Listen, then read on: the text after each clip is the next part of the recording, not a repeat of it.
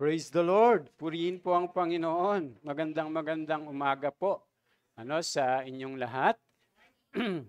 Atin palang wine-welcome si Jelmar, ang mga kaibigan na anak namin. Welcome ka, Jelmar, sa Jesus First Christian Ministries. At maka-fellowship ka namin, Ganun din yung mga kaibigan o kabanda ni Daniel. Sikit pala. Sorry. Kasi Daniel din kasi dito eh. Si Daniel, Si Daniel, si Jasmine, si Marco, at saka si Melissa. Ayan, Welcome po kayo, sa Jesus First Christian Ministries, At purihin po ang ating Panginoon na kayo ay makasama namin, sa gawain po, ng ating Panginoon. Welcome po kayo sa pamilya ng Diyos, ng Jesus First Christian Ministries, Yung iba po, at saka po pala si, yung katabi ni Brother Benji. Sino ba? Si Mike. Si Micah. Si Micah po pala. Sorry. Micah, welcome ka uli, sa Jesus First. Palakpakan po natin ang Panginoon. So, purihin po ang Diyos. Tunay nga po na si Franklin pala, yun, si aming inaanak na Franklin, andito pala. Welcome ka, Franklin.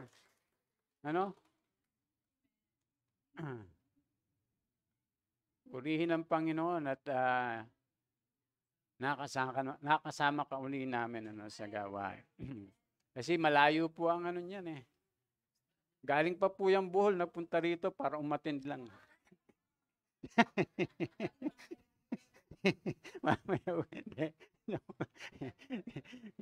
Sinaanak na kasi nandun po yung asawa niya. Si Emily. Yan, si Emily. Yan po ang niyan, asawa niya. So, purihin po ang Panginoon, At salamat sa ating Diyos, yung mga nabanggit na pangalan ay nakasama po namin kayo. Nawa po, ay magpatuloy lang po tayo, sa atin pong pananampalataya. Meron pa ba? Kaibigan ni Christian. Ayan.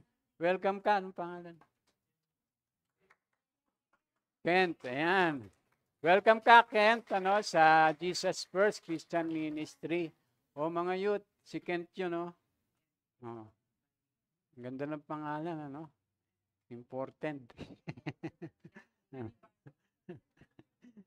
Inyong inyong encourage, At nawa po, ay kayo'y magpatuloy, tayo magpatuloy sa atin pong pagkakilala at pananampalataya sa ating Panginoong Jesucristo.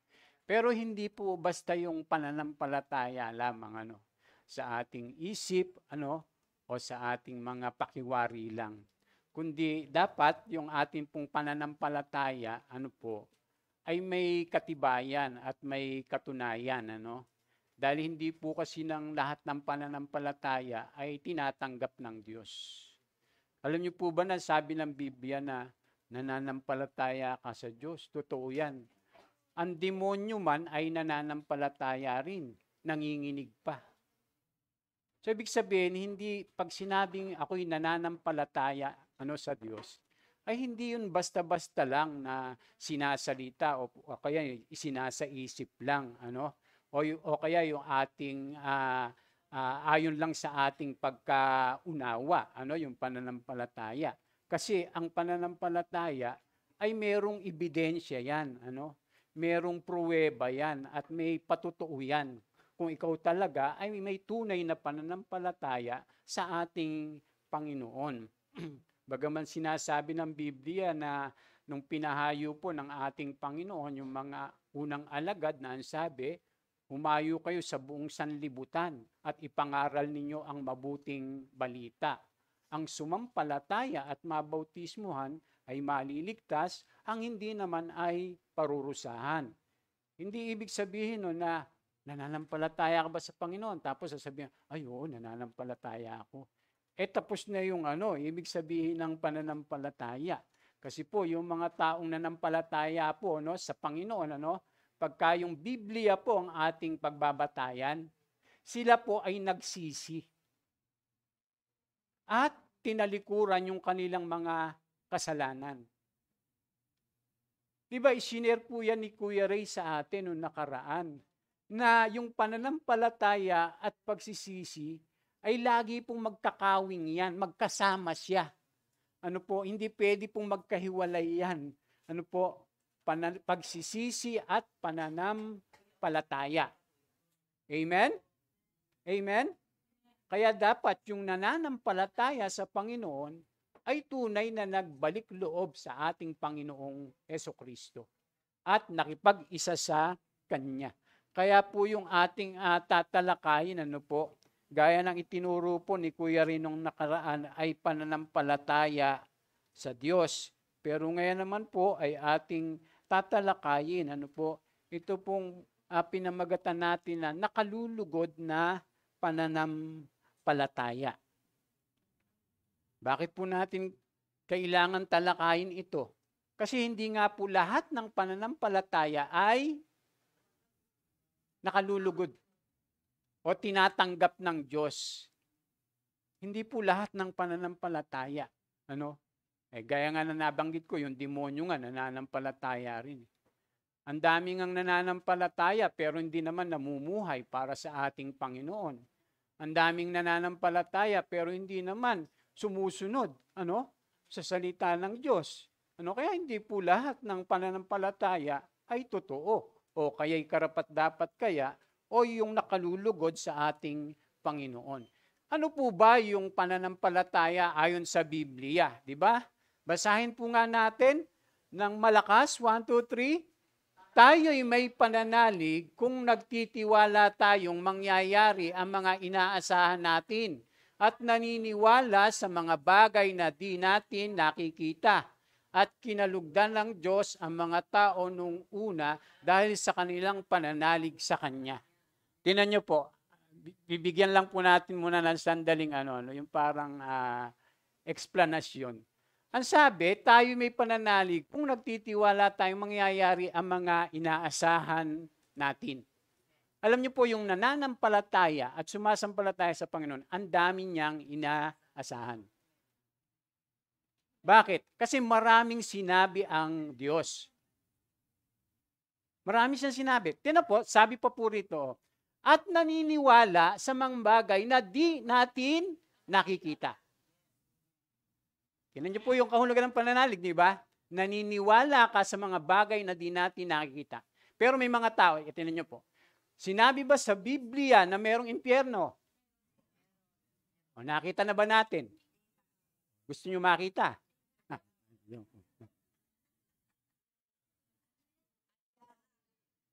Di ba? Hindi natin nakikita yon, pero sinabi ng salita ng Diyos yon. Pero kailangan ka? Maniwala ka. Bakit? Ang Diyos ang nagsabi. O yung langit, nakita na ba natin? Hindi pa talaga.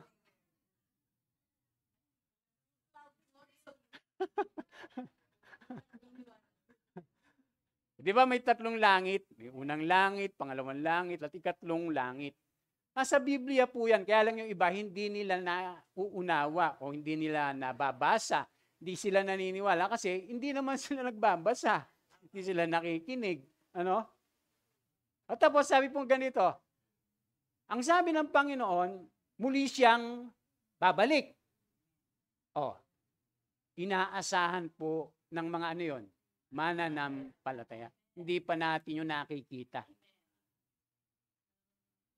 At napakarami pong sinasabi ang Biblia o ang salita ng Diyos na hindi natin nakikita. Pero dapat nananampalataya ka. Bakit? Yung pananampalataya nga, naniniwala ka sa mga bagay na hindi natin nakikita. Kaya nga si Kristo nung sinagot niya si Tomas, Naniniwala ka na dahil nakita mo ko. Mapalad yung naniniwala sa akin kahit hindi ako nakikita. Kaya po yung pananampalatayang totoo, mga kapatid, nakikita mo yung mga hindi nakikita. Ayun po yung totoong pananampalataya. Nakikita mo na siya. Bagaman hindi mo talaga nakikita. Kasi naniniwala ka. Ganun po yung pananampalataya. Ay yung iba, pakahulugan nila sa pananampalataya, ay basta pastor, ako naniniwala naman sa Diyos. Basta pastor, ako nananampalataya rin. Pero yung mga sinasabi nyo, ay hindi ko na kinakailangan yan. Ay hindi po pwede yun, mga kapatid. Dahil yung pananampalataya, dapat meron pong basihan yan. At eto nga po yung ating tinatalakay, mga kapatid. Kaya sabi po rito, katulad ng ating nabasa na, ang pananampalataya, pagdating sa teorya at kasanayan, ay pagtitiwala sa mga bagay na ating inaasahan at ang katibayan ng mga bagay na hindi natin nakikita, ngunit ating pinapaniwalaan. Ito'y nakasentro sa Diyos at sa kanyang mga kapahayagan. Dapat yung pananampalataya natin ay nakasentro sa Diyos at dun sa kanyang mga kapahayagan, sa kanyang mga salita. Yun po yung ating pinagbabatayan ng ating pananampalataya. Hindi yun sa kung ano yung nasa mo lang, isip mo. Dapat kung ano yung sinasabi o ipinahayag ng ating Panginoon. Kaya sabi diyan, sa kasanayan, ito'y pagtitiwala sa Diyos at pagtanggap sa kanyang mga ipinahayag at ginawa na. May ginawa na ba ang Diyos? Ang dami. Dapat sampalatayanan natin. Ano sabing ganyan? Yung pagtalima sa kanyang kalooban, sa kasalukuyang ginagawa niya, ibig sabihin, sumusunod tayo sa kanyang kalooban, sabing ganon, at pagtitiwala sa kanyang mga pangako, nagagawin pa lamang niya sa hinaharap. Dapat dun po, nakasentro, nakabatay, at yun yung ating pundasyon ng ating pananampalataya. Yung pong salita ng Diyos. Di ba, mayroong mga hindi naniniwala sa Biblia. Hindi naniniwala doon sa mga sinasabi, ng salita ng Diyos. Meron nga hindi naniniwala sa Diyos paano pa kaya maliligtas yung ganun? Yun ngang naniniwala na pwede pang hindi maligtas Paano pa kaya yung hindi pa naniniwala? Mga kapatid, paano naman kalulugdan ng Diyos yung hindi naniniwala o nananampalataya sa Kanya? Kaya atin pong talakayin ito, mga kapatid. Ano nga po ba yung pananampalatayang kinalulugdan ng Diyos? Ano po yung pananampalatayang kinalulugdan ng Diyos? Una, ito po yung pananampalatayang tumatanggap sa bawat kapahayagan ng Diyos. Dapat, tanggapin natin yung mga kapahayagan ng Diyos.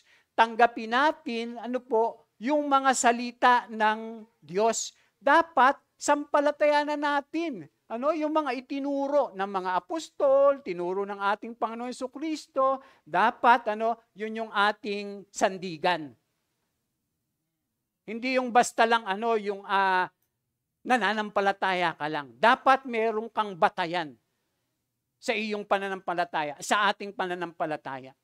At yun po yung mga kapahayagan ng Diyos, ang kanyang mga salita. Ito ang mga kapahayagang nagpapakilala kung sino ang Diyos at kung ano ang mga ginawa niya sa nakaraan. At ito ang sukat na dapat pagbatayan ng sino mang tunay na nananampalataya sa Diyos sa kung paano siyang namumuhay sa mundong ito at makikitungo sa Diyos at sa kanyang kapwa.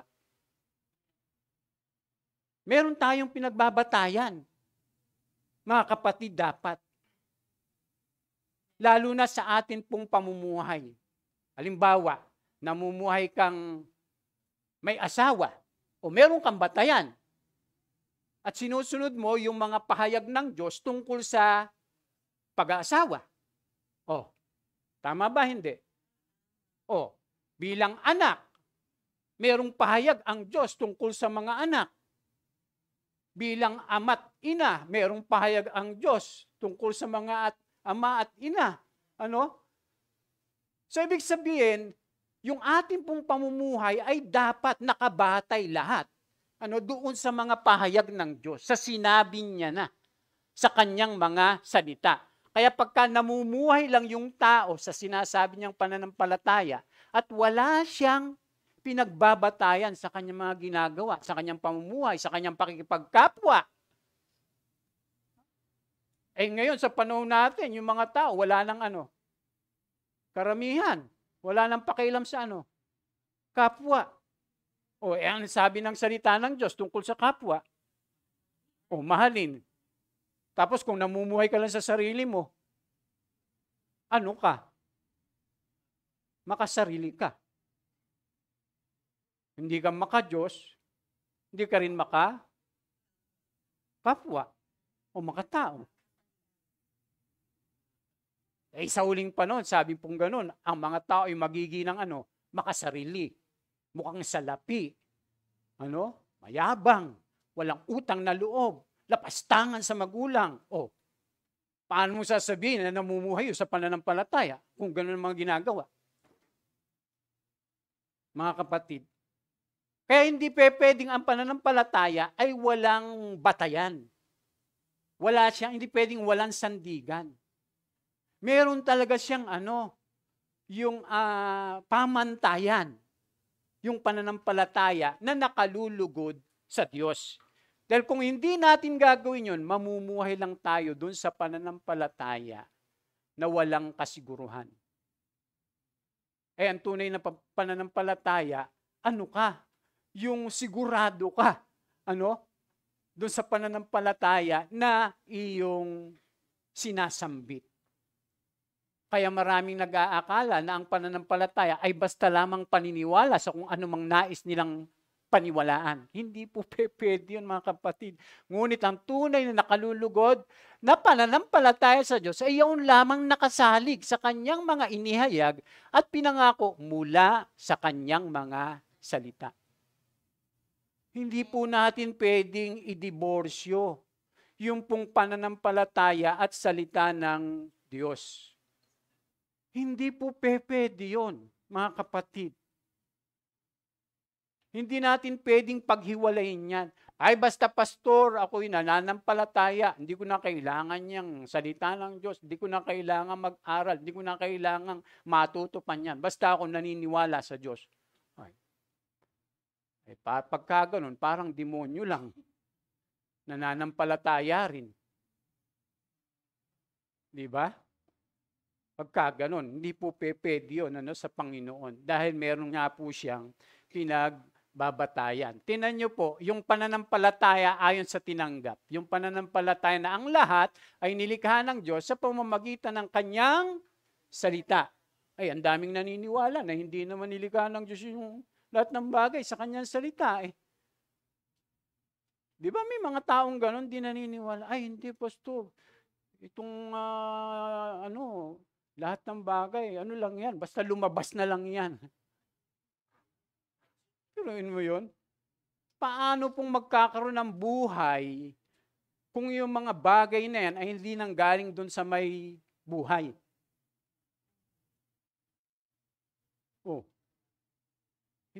Paano makakapaglikha ng may buhay kung walang buhay? Ibig sabihin, yung lahat ng bagay na may buhay ay nanggaling doon sa lumikha na may buhay. Amen? Ganun lang po kasimple. Paano mangyaya? Yun ngang araw, may buhay yun eh. Yung buwan, may buhay yun. Dahil kung wala, hindi naman liliwanag yan eh. Hindi sisikat yan, O yung magbibigay ng liwanag. Yung mga puno, yung mga nasa mga hayop sa karagatan, may mga buhay yun. Pero paano nagkaroon ng buhay yun? Basta na lang lumabas? Mga kapatid, Kaya sabi nga po, tayo may pananalig kung nagtitiwala tayong mangyayari ang mga inaasahan at naniniwala sa mga bagay na di natin nakikita at kinalugdan ng Diyos sa mga tao noong una dahil sa kanilang pananalig sa Kanya. Alam niyo po itong pananalig, pananampalataya. Basic po na yung teaching. Pero yung iba, hindi masyado pa nauunawaan. Kaya ang sabi diyan, dahil sa pananalig sa Diyos, naunawaan natin na ang sanlibutan ay nilalang sa pamamagitan ng salita niya. At ang mga bagay na nakikita ay mula sa mga hindi nakikita.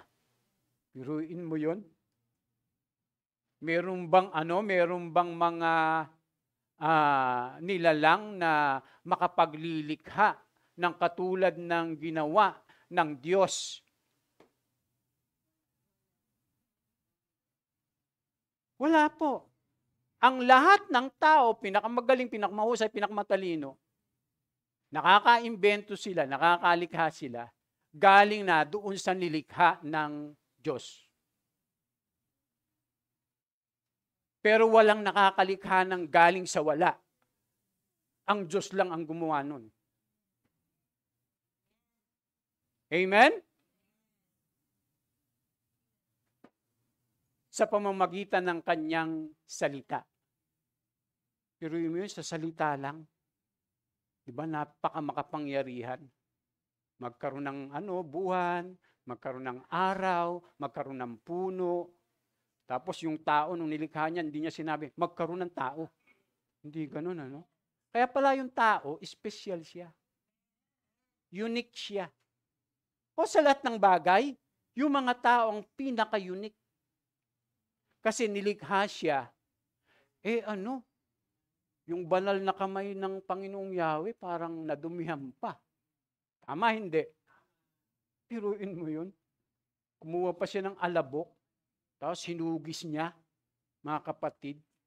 Tama ba? Makamali yung ko eh. Tapos yung paniwala ng mga iba, nung ginawa daw ng Diyos yung tao, nagluto siya. Nasunog, karoon ng negro. Yung iba nahilaw, parang Pilipino. Di ba yung gano'n? Di ba? Gano'n ang mga paniwala. Di ba iba-iba? Kaya hindi pwede na yung pananampalataya, hindi mo ibabatay doon sa salita ng Diyos. Pag ibabatay mo lang doon sa mga sabi-sabi, doon sa mga kwento, ay gano'n nga ang iyong magiging paniniwala tungkol sa pananampalataya. Pero pagka nagbasa ka ng Biblia, at nananampalataya ka diyan, ay talagang matututunan mo na, ay eto pala, yung ginawa ng Diyos, kung paano ginawa ng Diyos yung lahat ng bagay. Biruin mo, ikaw pala, ako, tayo, ay napaka-espesyal. Tapos ang feeling ng iba, yung iba, ang tao, may mga taong ganun yung wala na akong halaga, wala na akong pag-asa, hindi na nila ako pinapansin, baliwala na ako, parang ganun. Di ba? Diba? Tapos yung may feeling ka na hindi na ako mahalaga. Kaya titingin ka ngayon sa puno. Diba? Hindi. Mag-ano lang, yung magtatali lang ng duyan. Diba? Ikaw naman, masyado pa. Ba't ka mawawala ng pag-asa, inilikha ka ng Diyos? Ay, mga kapatid, manalig po tayo sa Diyos. Manampalataya tayo sa kanyang mga salita. At kung ano po yung kanyang sinasabi, panindigan po natin. Dahil mangyayari po yun lahat. Walang sinabi ang Diyos na hindi mangyayari. Ang problema lang, yung tao po, ay maliit. Pabago-bago ang isip. Maliit ang pananampalataya, pabago-bago ang isip. Yung ganon, yung ayaw panindigan yung sinasabi ng salita ng Panginoon, di, mga kapatid, kaya nga sabi, hindi kalulugdan ng Diyos, yung mga taong hindi nananampalataya sa Kanya. Amen? Naku, haba yata nitong ating na to. Nasa isang punto pa lang tayo. Sabi dyan, yung pananampalataya ayon sa tinanggap. Tingnan niyo po mga kapatid. Pananampalataya ni Abel na ipinasa lamang sa kanya sa kung paanong lalapit sa Diyos. Sino tatay po ni Abel? Si Adan, di ba? Ay si Cain. Si Adan din.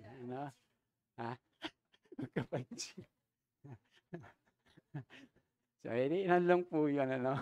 Malay ko ba kung kung ano po sabihin ninyo.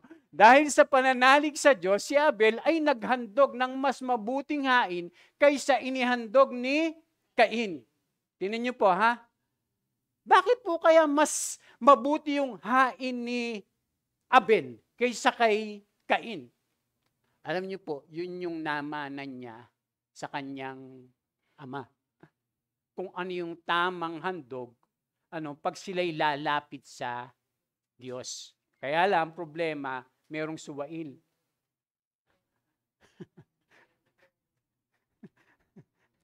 Si Cain, Dahil doon, si Abel ay kinilalang matuwid nang tanggapin ng Diyos ang kanyang handog. Bagamat patay na, siya'y nagsasalita pa sa pamamagitan ng kanyang pananalig sa Diyos. Kaya yung pananampalataya, mga kapatid, nahayag po yun sa ating mga gawa. Nahayag po yun. Pag totoo yung iyong pananampalataya sa Panginoon, kailangan nakikita yon sa ating mga ginagawa.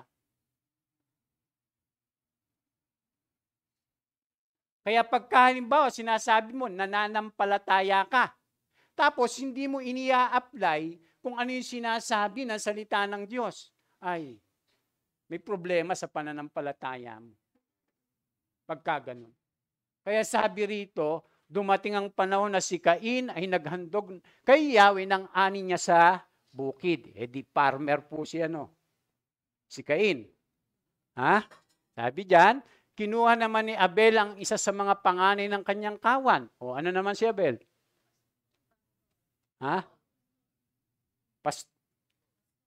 Pastol.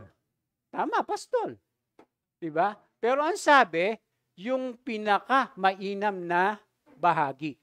Ang alin? Yung kanyang inihandog. Sabi diyan, si Yahweh ay nasiyahan kay Abel at sa kanyang handog. Ngunit hindi niya kinalugdan si Cain at ang handog nito. May mali dun sa kanyang sa kanyang paghahandog o sa kanyang pag-a-apply doon sa ano yung nararapat at kalugod-lugod na inihahandog dapat. Sa totoo lang, dapat noon kasi sa lumang tipan, di ba? Yung pong mga handog na hinahanap ng Diyos ay yung hayop, yung pinakamainam. Opo. Sa Diyos noon, pag maghahandog ka, dapat walang kapintasan. Hindi pwedeng yung halimbawa, yung ihahandig mong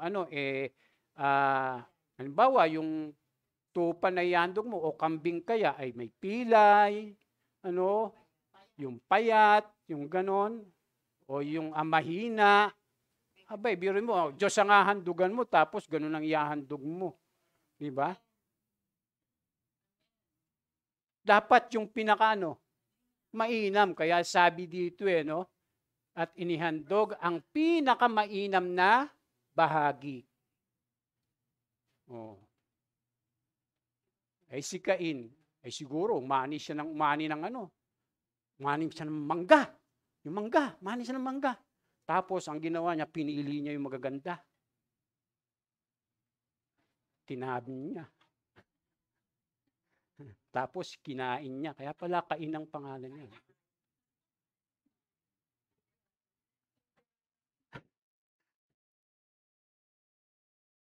Di ba? Ang gusto ng Diyos, yung pinakamainam. Ngayon, ano pong handog ang hinahanap ng Diyos sa atin? Buhay. Kaya nga mga kapatid, alang-alang sa masaganang habag ng Diyos sa atin, ako'y namamanik sa inyo, ialay ninyo ang inyong sarili bilang haing buhay, ganap at kalugod-lugod sa Kanya. Ito ang karapat-dapat na pagsamba ninyo sa Diyos. Sumasambayan sila eh. Kaalay sila eh. At pagka tayo po, ginawa natin yon, by faith yun. Bakit? Yun yung pahayag na ating ginagawa. Yun yung sabi ng salita ng Diyos. Kaya po yung pananampalataya, nakabase po lagi yun doon sa pinahayag na ng Diyos, ng salita ng Diyos. Yun po yung ibig sabihin. Kaya kung ano yung tinuturo ng salita ng Diyos, tapos inia-apply natin, tunay yung pananampalataya natin. Amen? Pero pagka nananampalataya ka, tapos di mo pinaniniwalaan yung mga salita ng Diyos, nagsasarili ka lang. Hay, ewan ko kung saan pupulutin yung mga ganun, mga kapatid. Kasi hindi pwede mga kapatid na yung pananampalataya ay walang pamantayan. Ang laging pamantayan niya ay yung salita ng Diyos. Kahit sa lumang tipan, may pamantayan ng Diyos. Pag mag-aalay ka, hindi basta na lang mag-aalay ka. Pag pupunta ka sa saserdote, di ba, mag-aalay ka para sa kasalanan ginawa mo. Halimbawa, mahirap ka lang, o sasabihin, o magdala ka ng ibon, mga 2 paris na ganito, merong mga ganon, depende kasi yun sa kaya nung Pero ngayon, kung yun noon, papagawa ngayon, lalo tayong hindi makakasunod. Halimbawa, sasabihin ng Panginoon sa atin, Perdi, mag-alay ka sa akin ng kambing. Di ba? Pero yung magkano kambing ngayon? 5,000. Lalo na yung mataba. Tapos sasabihin, kailangan lalaki. Paano kung bakla yung mapiyan? Sorry. Diba? Napili mo bakla pa eh. Paano malalaman bakla ang kambing? Hindi, naka-lipstick. Joke lang.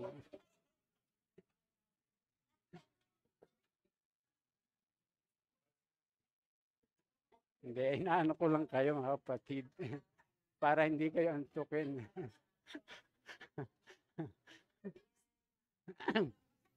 Kaya sabi po rito, kung mabuti ang ginawa mo, dapat kang magsaya. Kung masama naman, ang kasalanan ay tulad ng mabangis na hayop na laging nag-aabang upang lapain ka. Kaya mag-ingat tayo Pagka yung namumuhay tayo sa ating sarili. Hindi ayon doon sa sinasabi ng Panginoon sa atin. Na dapat po ay ating ipinapamuhay at isinasagawa. Si Abel, ganun ang ginagawa niya. Pero si Cain, hindi. Hindi ganun ang ginagawa niya. Nagsasarili lagi siya, eto na lang iaalay ko. Pinaghirapan ko din naman ito Ako nagtanim nito. Sa sarili niyang siguro yun. Sa kanyang pag-iisip. Kaya yung pananampalataya, hindi mo pwedeng yan, ibatay lang yan doon sa nararamdaman mo, naiisip mo, sa sarili mo lang na pananaw, gano'n. Hindi pwede yun mga kapatid. Kaya nga po tayo tinuturuan Kaya nga po kinakailangan mag-aral tayo Kaya nga ang sabi ng salita ng Diyos, na yung mga mananampalataya ay ididisipulo. Gagawing alagad, tuturuan sila. Dahil pag hindi yun tinuruan, ay sigurado, gagawin na lang niya kung ano yung gusto niya. Tayo pa naman tao, nung magkasala tayo, magkasala yung tao, Alam niyo po ang naging resulta? Yung tao, ginagawa na lang niya yung kanyang gusto. Nung magkasala ang tao. Kasi umiwalay na sa Diyos nagsarili na yung tao. Oh. Kung ano na lang gawin niya, kaya sabi ng tao, wala kayong pakialam. Basta gagawin ko yung gusto ko. Ako hari. Dito. Diba? Ayun yung binebreak ng Diyos sa buhay natin. Dahil naalipin nga po tayo ng kasalanan.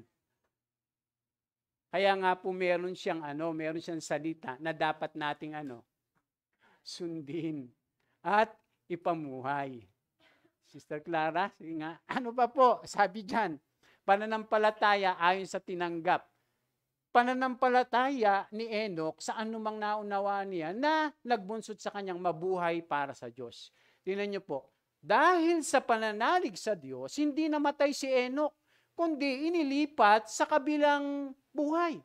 Dahil yun sa pananampalataya, hindi na siya namatay. At hindi inilipat na kaagad siya sa kabilang buhay. Ay, ang sarap nun, Piruin mo yun? Yung ikaw ilipat? Pero wala pang nangyaring ganun. Si Enoch pa lang po yun Ano kaya sabi dyan? Hindi na siya nakita sapagkat inilipat na nga siya ng Diyos. Wala na lang siya. Kinuha na siya ni Lord. Parang di na siya nakaranas ng kamatayan ng hirap kaya. At sinasabi sa kasulatan na si Enoch ay naging kalugod-lugod sa Diyos bago inilipat. Hindi kinakalugdan ng Diyos ang hindi nananalig sa Kanya sapagkat ang sino mang lumalapit sa Diyos ay dapat maniwalang may Diyos at siya ang nagbibigay ng gantimpala sa mga humahanap sa Kanya. Take note po, ang sabi, siya ang nagbibigay ng gantimpala sa mga humahanap sa Kanya. Talaga palang gagantimpalaan niya, Yung mga totoong nananalig at nananampalataya sa Kanya. Pero nyo si Enoch, mga kapatid, hindi na nakaranas mamatay. Inilipat na kaagad siya ng Diyos sa kabilang buhay. Dadating din ba yung panahon na yan? Ay, mangyayari po yan. Ano yun? Yung rapture. Yung iba hindi rin naniniwala doon sa rapture. Yung rapture po yun, na pag dumating ang Panginoon, yung mga buhay na nananalig sa Kanya, kukunin niya na lang. Kakaunin niya. Mangyayari po yun. Tapos yung mga patay naman na nananalig sa Kanya, di ba, bubuhayin niya. Pero mauuna muna yun. Tapos babaguhin yung katawan nila, lalagyan na ng katawang hindi nabubulok o yung katawang panlangit. Ganon din yung buhay na nananalig sa Panginoon. Pagka dumating ang Panginoon, irarapture tayo, babaguhin yung ating katawan. Hindi na itong katawan na ito. Na nagtitiis tayo, naghihirap tayo. Araw-araw tayong umiinom ng maintenance. Di ba?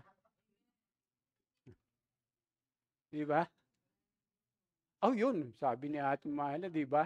Pagdating ng panahon na yon, wala nang gutom, wala nang uhaw, wala nang kamatayan, wala nang sumpa, wala nang hirap, wala nang pagtitiis. Yun, sinasampalatayan natin yon. Mga kapatid, sinabi po kasi yun ng salita ng Diyos Pagdating po doon sa kabilang buhay. Yun, kung hindi ka nananampalataya doon, wala kang inaasahan. Wala kang inaasahan. Kaya kung wala kang inaasahan, wala kang pag-asa. Ang pananampalataya ay umaasa.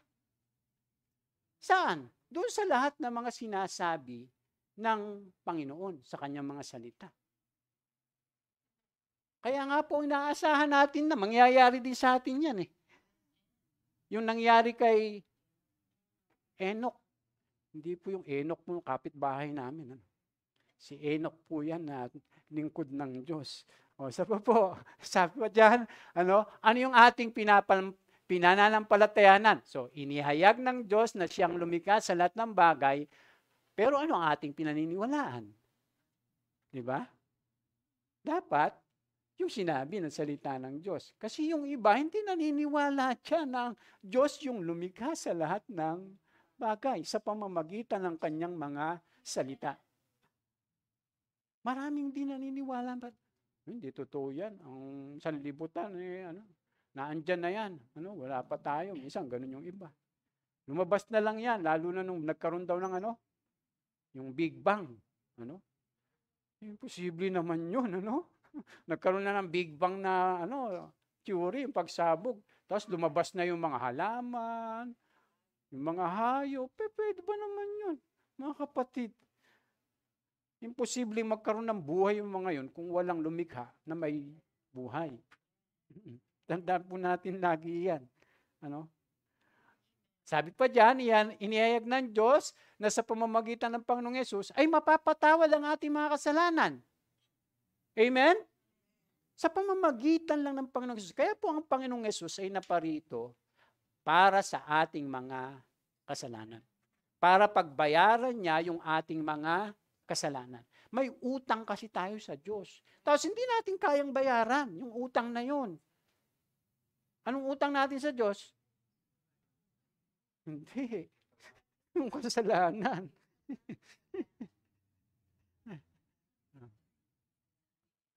Halimbawa, may umutang kay Ate Christy.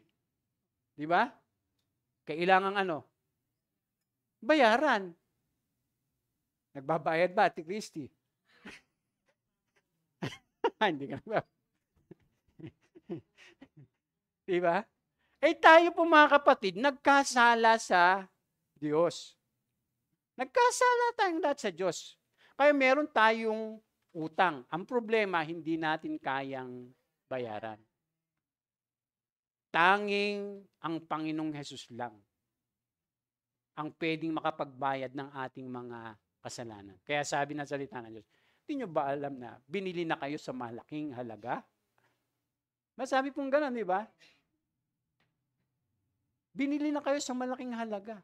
Kaya't gamitin ninyo ang inyong katawan sa ikaluluwalhati ng Diyos. Kaya yung ating katawan ay hindi atin. Kundi sa Kanya, bakit? Binayaran niya na nga tayo eh. Kaya pinipilit pa rin natin na atin. Ginagawa natin yung mga gusto natin. Kaya nga po pagka tayo totoong nanampalataya, nagbalik loob sa ating Panginoon Jesucristo, doon lang natin matututunan. Para ipamuhay talaga. Kung ano yung kalooban at nais ng Panginoon sa ating pong buhay. So kaya sabi niya, doon pa yan. So, inihayag ng Diyos na tayo sambahayan niya bilang iglesia. Sinabi ba yan ng salita ng Diyos na tayo kanyang sambahayan bilang isang church, bilang isang iglesia? Yung iglesia po, baka sabihin nyo, hindi yung iglesia na may mga matulis. Pag sinabi pong iglesia sa Bible, mga nanampalataya. Yun yung grupo ng mga mananampalataya. Diba tayo ito, Jesus First Christian Ministries, o church po yan, katawan ng ating Panginoon.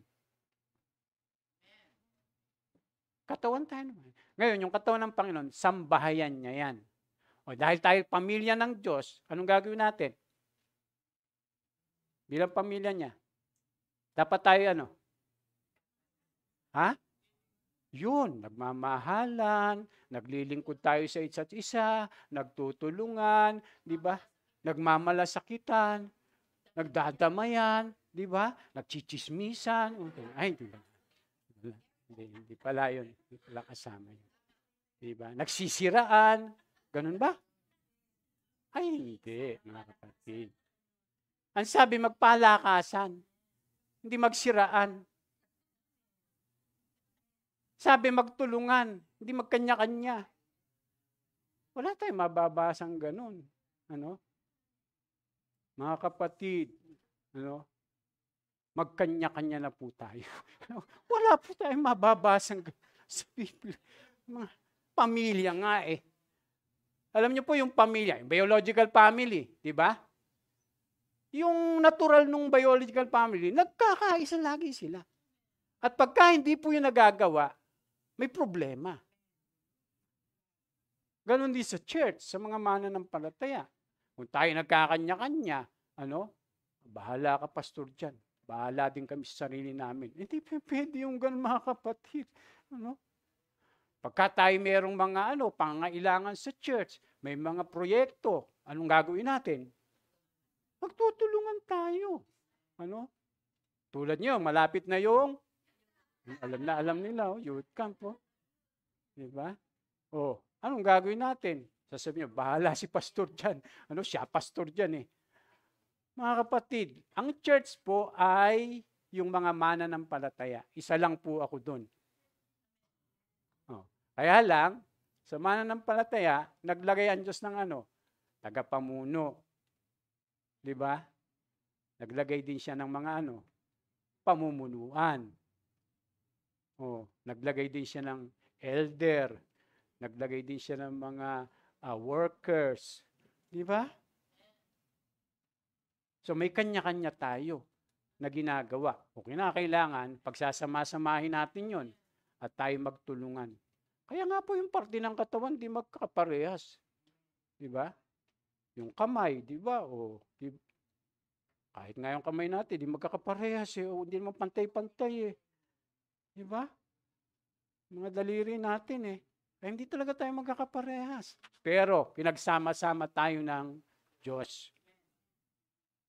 Ay napakadali pa naman pagka tayo nagkakaisa palagi.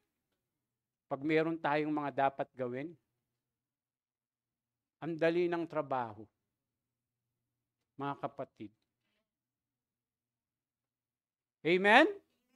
Kaya sambahayan tayo ng Diyos. Kaya lang, sabi, paano tayo nagtuturong yan bilang bahagi ng iglesia? Dapat na-apply po natin yan, mga kapatid, sa atin pong buhay bilang isang church. Amen! Kaya dapat makiisa po tayo sa mga gawain. So malapit na yung youth camp, no? Yung mga gustong tumulong. Diba? Ayan po yung mga mga coordinator. Diyan yung nalaman po. So ano ang natutunan natin mula sa mga nauna sa atin? Kailangan natin kilalanin ng Diyos sa pamamagitan ng pagtanggap sa mga iniyag niya tulad ng mga nauna sa atin. Kahit na kumikilala ng naturingan, sila'y nagsisikap rin na hanapin ang kalooban niya. Parang tayo po ngayon. Nanampalataya na tayo, di ba? Nakakilala na tayo. Anong gagawin natin? Magsisikap tayo na hanapin natin kung ano pa yung kalooban ng Diyos sa buhay natin. Kaya wag tayong yung magtatampo sa Diyos. Pagka meron tayong mga ipinapanalangin, tapos hindi naman binibigay. Bakit? Baka meron siyang mas maganda, na ibibigay. Meron siyang may mas gusto niya na mangyari kaysa dun sa gusto mo. Kaya wag tayong magtatampo, sa Panginoon. Basta manalig lang tayo sa kanyang ginagawa. Kaya sabi rito, kung hindi tayo tiyak sa isang bagay, ay maaari tayong humiling sa panalangin ng may pagsaalang-alang na maaaring iba yung kalooban ng Diyos. Amen? So pangalawa, ano po ba yung pananampalatayang kinalulugdan ng Diyos? Sabi diyan, pananampalatayang tumatalima sa kalooban ng Diyos. Ayan. Dapat po pala, yung pananampalatayang meron tayo ngayon ay tumatalima po tayo doon sa kalooban ng Diyos sa ating mga buhay. Hindi yung kalooban lang natin, ang ating sinusunod. Tingnan niyo po, sabi rito, ang pananampalataya ay hindi lamang naniniwala at tumatanggap sa mga inihayag ng Diyos sa kanyang mga salita.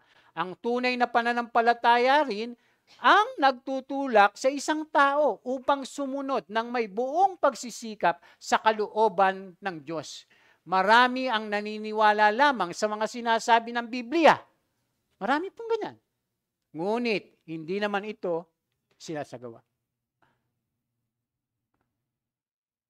Patay po yung ganun, mga kapatid.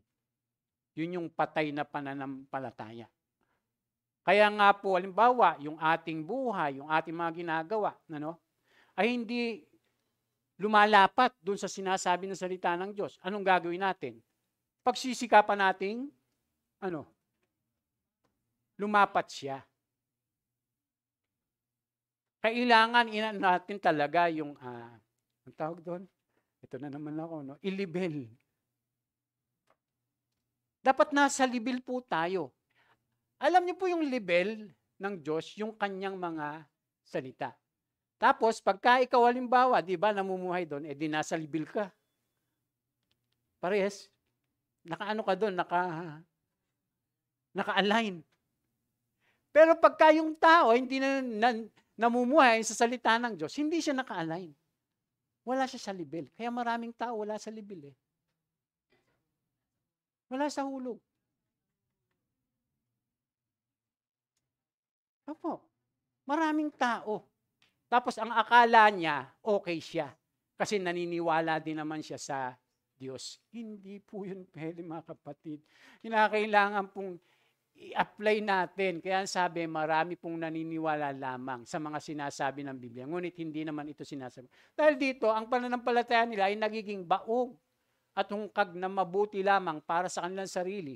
Hindi po ito ang tinuturong pananampalataya ng Biblia. Bakit? Sabi diyan, dahil sa pananampalataya o sa pananalig sa Diyos, tinan niyo po, si Noe. Pinakinggan ni Noe ang babala ng Diyos tungkol sa mga bagay na mangyayari na hindi pa niya nakikita. Tapos anong ginawa niya? Sabi diyan, gumawa siya ng 100 upang siya at ang kanyang sambayan ay maligtas. Alam niyo po ba na nung babalaan si Noe ng Diyos, nagugunawin niya yung buong daigdig? Ano po, mga kapatid? Napakatagal pa po yun bago nang yari. Hindi yun yung, Noe, gugunawin ko na ang buong daigdig sapagkat ang mga tao ay lubos na napakasama na. Tapos kinabukasan, ginunaw ng Diyos yung daigdig. Ay, hindi po. Pinagawa muna siya ng ng bapor, ng arko, di ba? At alam niyo po kung ilang taon niya ginawa yon. Ha? Sabi 40 years yung iba. Ha? 400, di ba? Hindi kasi si Noe po ay nung siya po lumabas sa arko, 601 years na.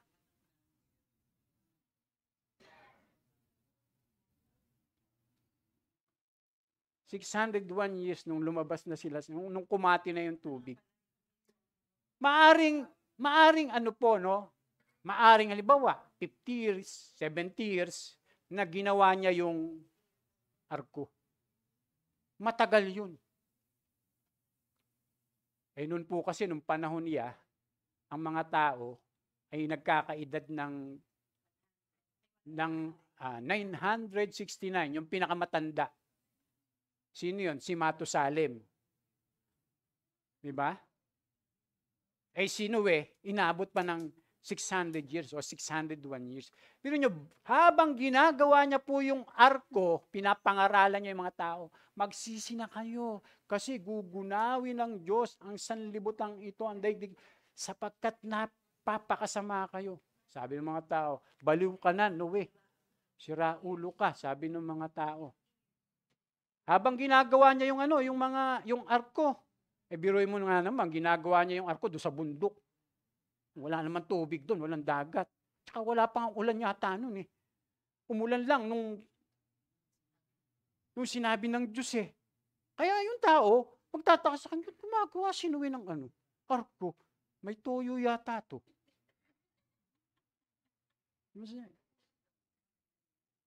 Hindi magtataka talaga yung mga tao kasi wala pang ano nun. Ulan. At sa pagkakaalam ko mga kapatid, wala pang ganun. Tapos nasa bundok pa. E di bali sana kung nasa malapit sa dagat man lang.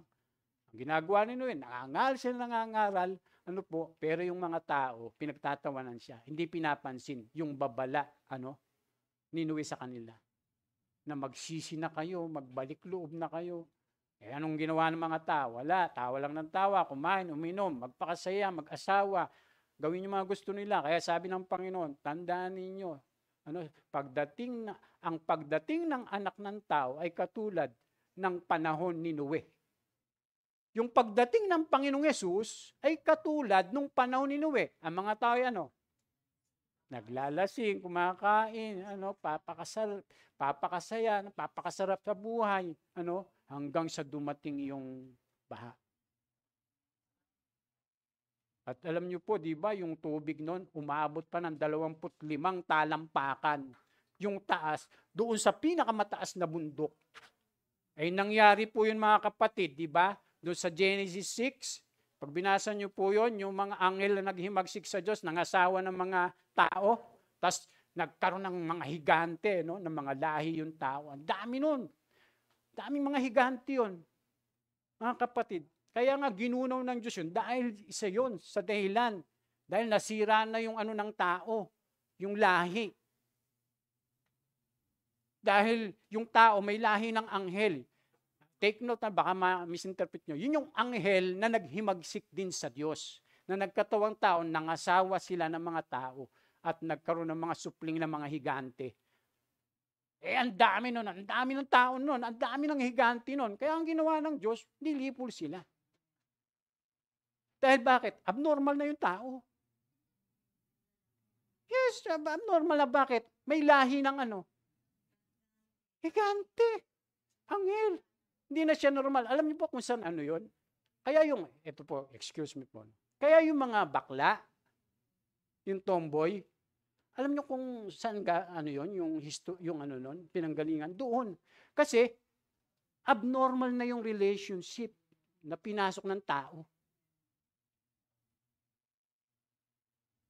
Hindi na normal. Unclean na siya. Napakarumi na niya. Kaya si Noe sumunod sa kalooban ng Diyos. Alam niyo po, sabi ng Biblia, siya lamang po ang matuwid. Kahit nga yung asawa niya tsaka yung mga anak niya, tsaka yung mga asawa mga anak niya, hindi ba't iniligtas ng Diyos? Paano nga para pagsimulan uli ng lahat ng tao? Kaya po doon sa lahi ni Noe, nagsimula yung lahat ng mga bansa. Pagka ating binasa po, yung kasaysayan, mga kapatid. Pero siniwaling po ang matuwid nung panahon na yun. Kasi kung anong sabihin ng Diyos sa kanya, ginagawa niya. Mga kapatid. Kasi yung pananampalataya, yung totoong pananampalataya, mga kapatid, mag-aakay sa'yo na sumunod sa kalooban ng Diyos. Kaya yung pananampalataya na halimbawa ay ganito po Halimbawa, mananampalataya ka. O yung mga single. Tapos, mangangasawa ka ng hindi mananampalataya. So yung pananampalataya mo, hindi na siya umaano sa sinasabi ng salita ng Diyos. Hindi na siya uma-align. Kasi ang concern ng Diyos, yung pananampalataya mo sa Kanya. Ayaw niyang masira, mawala. Kaya ang pinipilit ng iba na, hindi pastor, ito nararamdaman ko Ano yun? By feeling. Hindi by faith. Kaya maintindihan natin mabuti mga kapatid, ganun po yun lagi. Pagka kung ano yung nararamdaman mo, pero hindi umaayon sa salita ng Diyos, pakiramdam mo lang yon, pero hindi ayon yon sa pananampalataya.